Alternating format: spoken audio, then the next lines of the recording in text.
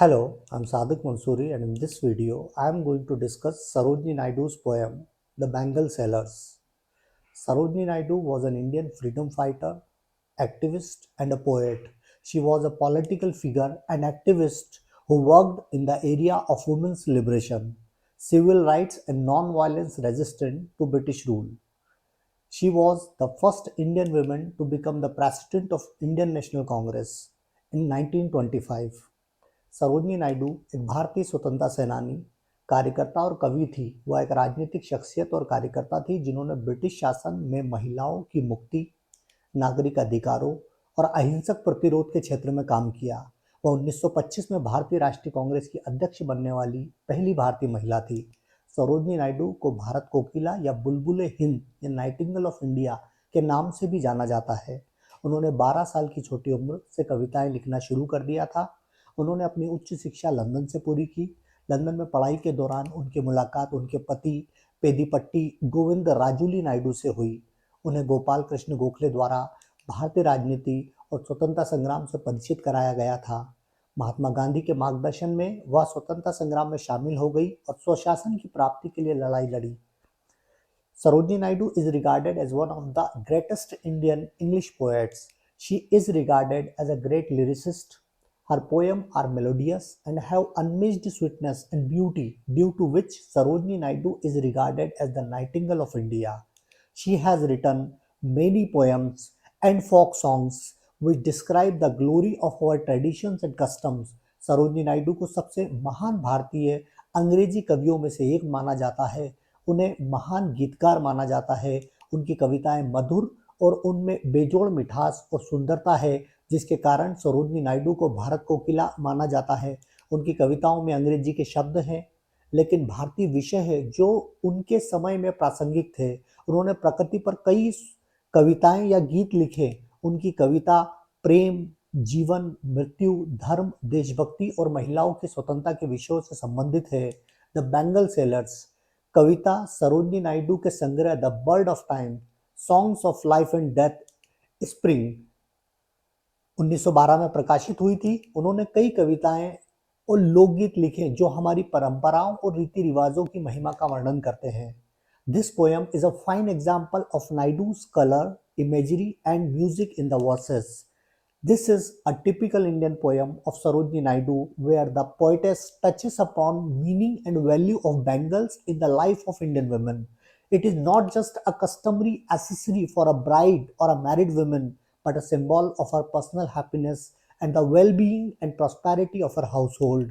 Bangles are presented as sign of radiant lives of Indian women, daughters and wives. Bangles are symbolic of a young girl's dream of a future, a bride's mixed emotions of joy and sadness, and of a married woman's contentment and pride at being a nurturer to her family. Different colors and use of these bangles correspond to the shades and aspect of women's personality during different stages of her life.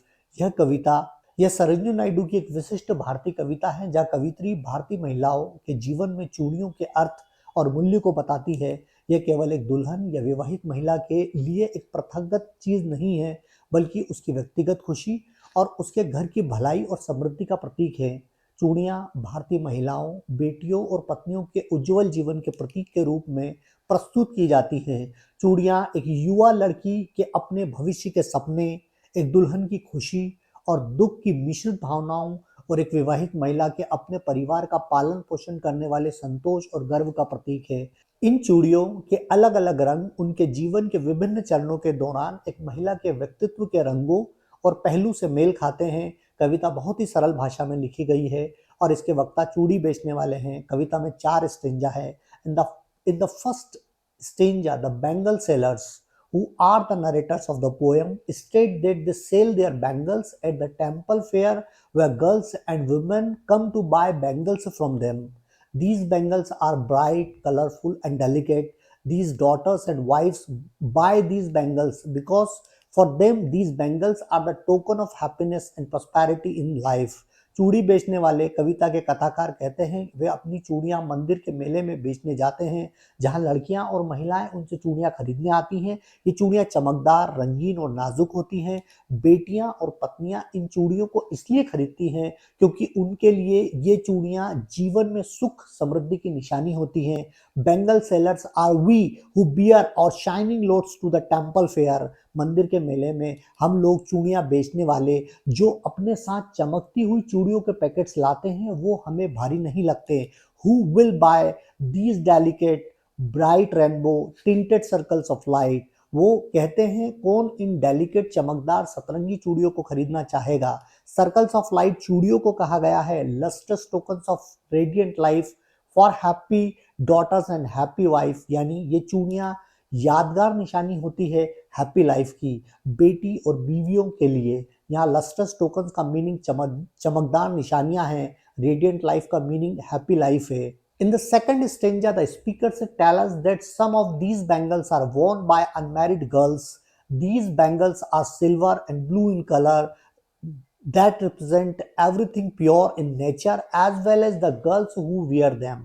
These bangles are like fresh buds of flowers that dream of blossoming near peaceful river. Some bangles are shining green like the newborn tender leaves. These bangles suit a maiden's personality. The dream of fresh buds is similar to the dreams of a maiden about her future. The freshness and tenderness of the leaves are like a maiden who has fresh thoughts and beliefs. यानी इनमें से कुछ चूड़ियां अविवाहित लड़कियों द्वारा पहनी जाती हैं। ये चूड़ियां सिल्वर और नीले रंग की होती है जो प्रकृति में शुद्ध हर चीज के साथ साथ उन्हें पहनने वाली लड़कियों का प्रतिनिधित्व करती है। ये चूड़ियां फूलों की ताजी कलियों की तरह हैं जो एक शांतिपूर्ण नदी के पास खिलने का सपना देखती हैं। कुछ चूड़ियां नवजात कोमल पत्तों की तरह चमकीली हरी होती है। ये चूड़ियां युवतियों की पर्सनालिटी पर सूट करती हैं। ताजी कलियों का सपना अपने भविष्य के बारे में एक युवती के सपनों के समान है। पत्तियों की ताजगी और कोमलता एक युवती की तरह होती है जिसके पास नए विचार और विश्वास होते हैं। Some are meet for maiden's wrist, silver and blue as the mountain mist. कुछ चूड़ियां अनमैरिड लड़कियों की कलाई के लिए होती है, सिल्वर और ब्लू कलर की, पहाड़ की मिस्ट की तरह। Some are flushed like the birds that dream on the tranquil borrow of a woodland stream. Sarojini Naidu कहती हैं कुछ चूड़ियां बर्ड्स की तरह होती हैं, वो बर्ड्स या कलियां जो एक हिप्पी लाइफ जीती हैं जहां वो कलियां फूल बनने के सपने देखती हैं।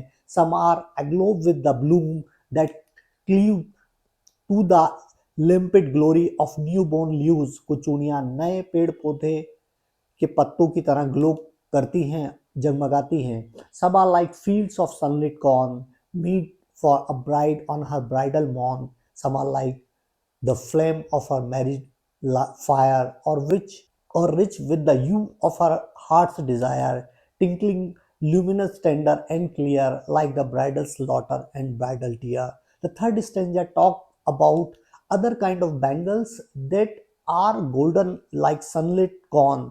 These bangles are worn by newlyweds on their wedding morning. Some bangles are flaming red like the wedding fire. They are meant for a brides and represent the heart's desire and excitement about her life to B.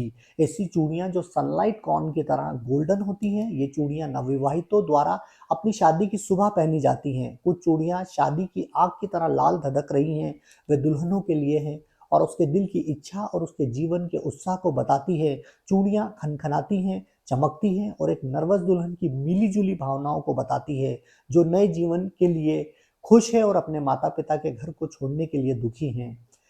In stanza 4, some are purple and gold flecked grey, for she who has journeyed through life midway, whose hands have cherished, whose love has blessed, and cradled fair sons on her faithful breast, and serves her household in fruitful pride, and worship the gods at her husband's side. In the fourth stanza, the speakers talk about some other shades of bangles, purple and gold flecked grey. These are for women who are middle aged and settled in the role of a caretaker and nurturer. They have gained fair amount of experience in life, born and brought up sons, have served in their household with satisfaction and pride, and have dutifully fulfilled all the responsibilities being wife. इस stanza में speaker चूड़ियों के कुछ अन्य रंगों के बारे में बात करते हैं। बैंगनी और ग्रे ये उन महिलाओं के लिए है जो अधेड़ उम्र की है और एक केयर टेकर और पालन पोषण करने वाली की भूमिका में बसी हुई हैं। उन्होंने जीवन में पर्याप्त मात्रा में अनुभव प्राप्त किया है, पुत्रों का जन्म और पालन पोषण किया है, संतोष और गर्व के साथ अपने घर की सेवा की है और पत्नियों के रूप में सभी जिम्मेदारियों को कर्तव्य परायणता से पूरा किया है। So that's it for this poem.